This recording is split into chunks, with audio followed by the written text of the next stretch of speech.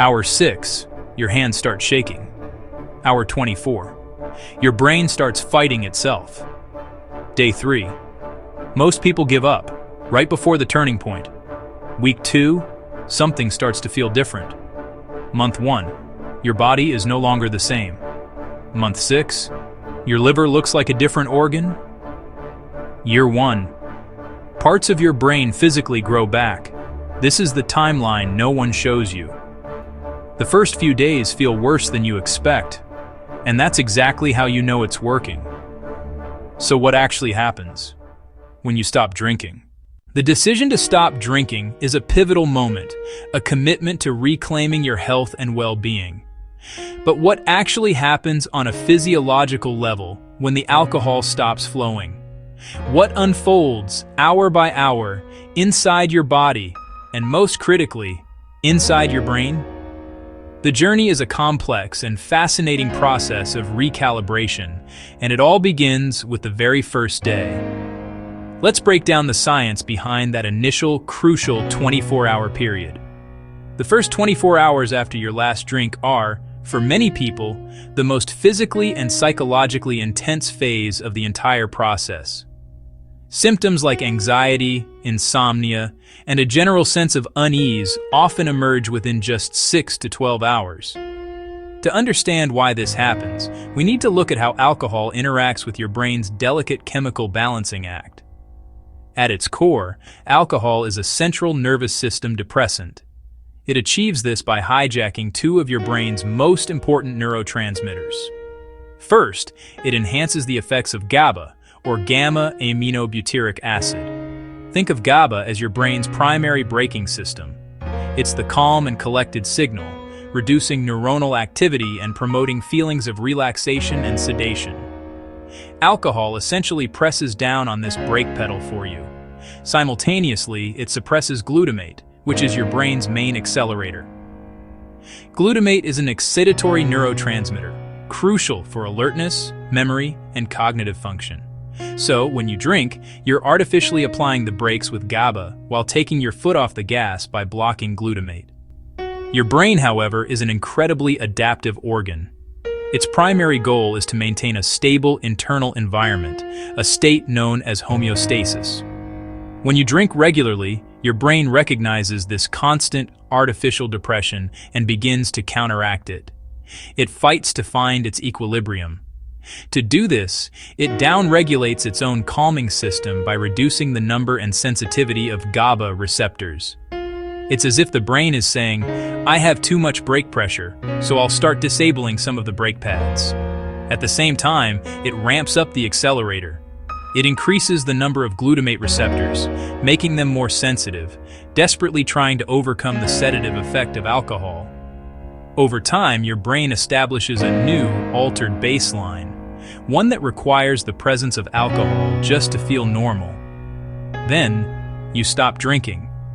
The external depressant is suddenly gone, but your brain's adaptations are still in place. You're left with a weakened braking system and a supercharged accelerator.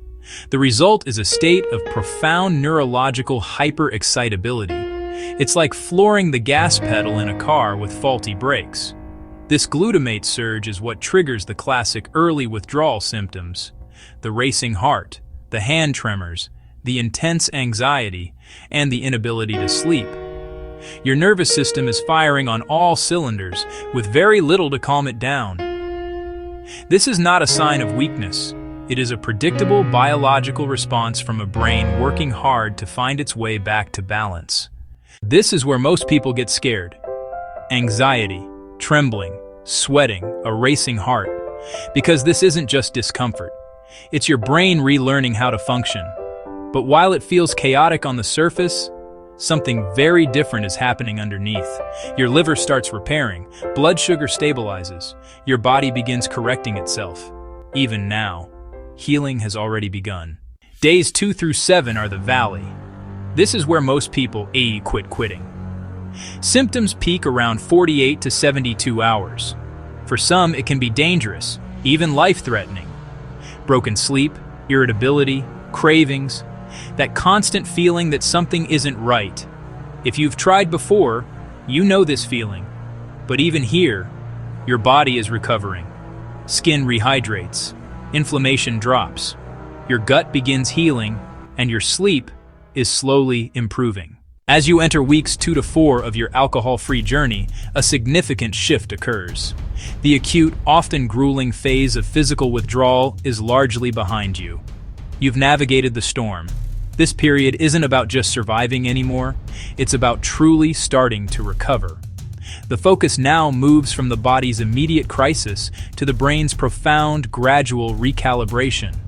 This is the turning point where the subtle, yet powerful work of neurological healing comes to the forefront, laying the foundation for lasting change and a renewed sense of well-being.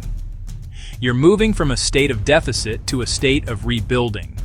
To understand this recovery, we need to look at dopamine, the brain's primary neurotransmitter for motivation, pleasure, and reward. Chronic alcohol consumption essentially hijacks this system. It floods your brain with an unnatural surge of dopamine, creating a powerful but temporary feeling of euphoria. In response to this constant artificial flood, your brain tries to restore balance through a process called downregulation. It reduces its own natural dopamine production and trims back the number of dopamine receptors available. This is a protective measure, but it's why, over time, you need more alcohol to achieve the same effect, and why everyday pleasures start feeling dull or muted. But now, without alcohol's interference, your brain begins the slow, remarkable process of reversing this damage. It starts to upregulate, carefully rebuilding those lost dopamine receptors and gradually restoring its own natural dopamine supply. The reward system is coming back online, and this is when many people notice something truly surprising. They begin to feel better without alcohol than they ever did with it. The manufactured highs of alcohol came with deep, depressive lows. The recovery of your natural dopamine function brings something different, a stable, authentic sense of contentment. The laughter feels realer, the connections deeper. This isn't the fleeting euphoria from a substance. It's the genuine joy of a brain that is healing itself, rediscovering its capacity for happiness in the world around it. This neurological restoration dramatically enhances your sensory experience. Food tastes better, more complex and nuanced, because your taste buds and olfactory senses are no longer suppressed. Music feels deeper and more emotionally resonant as your auditory processing sharpens. The vibrant colors of a sunset, the scent of rain on pavement, the feeling of a soft blanket. These simple sensations return with surprising intensity. The world didn't change. Your brain did. It's reawakening to the richness of life that was always there, just waiting to be perceived. Perhaps one of the most welcome changes is the normalization of your sleep. Alcohol is notorious for disrupting sleep architecture. While it might help you fall asleep faster, it severely suppresses REM sleep, the critical stage for emotional regulation, memory consolidation, and learning. Now sleep finally begins to normalize. REM sleep returns, often with a vengeance in what's known as REM rebound. Dreams become incredibly vivid and frequent. This isn't a cause for alarm. It's a sign that your brain is catching up on essential restorative work it has missed, processing emotions and organizing memories. You start waking up feeling not just rested, but truly restored. Now it's not recovery, it's momentum. Your liver continues repairing, fat reduces, enzymes normalize, damage begins reversing, your immune system strengthens, your heart stabilizes, your stamina improves. But the biggest change isn't physical, it's mental. Calm returns, not a high, just stability. At 1 year, you're not just healing, you're rebuilding. Brain structure begins to recover, memory improves, focus sharpens, cancer risk drops, your body becomes stronger. But what people talk about most is how it feels. Clarity, presence, stronger relationships, trust in yourself again, and this is the part that's hardest to measure, but easiest to feel. From the first hour, healing begins. You don't just get your health back, you get your baseline back, The version of you that never needed alcohol in the first place. Drop your comments below and let us know what you think. And please don't forget to subscribe to our YouTube channel for more info on topics like this.